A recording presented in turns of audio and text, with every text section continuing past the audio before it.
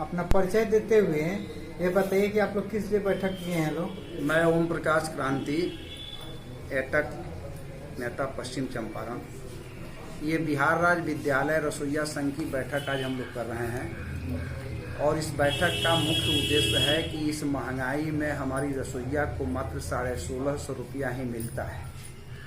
कुछ ब्लॉक ऐसा है जैसे लौरिया और जोगापट्टी, वहाँ मात्र 1500 रुपया ही दिया जा रहा है।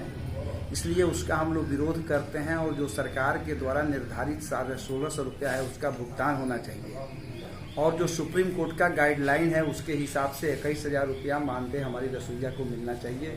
इस मांग को हम लोग कर रहे हैं। दूसरी बात कि अभी विद्यालयों में खाना नहीं बन रहा है, सूखा राशन ही बच्चों को दिया जा रहा है। ऐसी परिस्थिति में ये सुनने में आया है कि हमारी रसोइया को विद्यालय के शिक्षकों के द्वारा सुबह 9 बजे से लेकर के शाम 4 बजे तक जबरन विद्यालय में रखा जा रहा है और विद्यालय के अन्य कार्य कराए जा रहे हैं, जैसे साफ सफाई का काम, बागवानी का काम, शौचालय सफाई का काम। हम लोग इसका विरोध करते हैं, इस पर अविलंब रोक लगना चाहिए।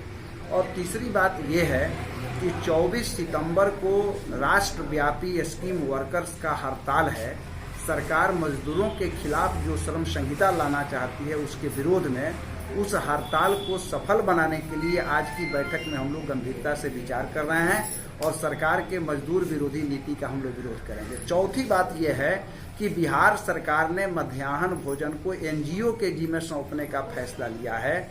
इसका हम लोग विरोध कर रहे हैं क्योंकि एनजीओ के जिम्मे सौंपने का मतलब है कि हमारी रसोइया जो पिछले 10-15 वर्षों से लगातार विद्यालय में खाना बना करके बच्चों को खिलाते आ रही है, वो हमारी रसोइया जो है वो काम से वंचित हो जाएगी, बेकार हो जाएगी। इसलिए हम लोग एनजीओ के जिम्मे जो खाना बनाने की जिम्मेवारी दी रही है उसका हम लोग विरोध कर रहे हैं और मांग कर रहे हैं कि पूर्व की भांति जिस तरह से ताज़ा भोजन हमारी रसोइया बच्चों के थाली में परोसती थी विद्यालयों के अंदर, वह सिस्टम जो है वो लागू रहना चाहिए।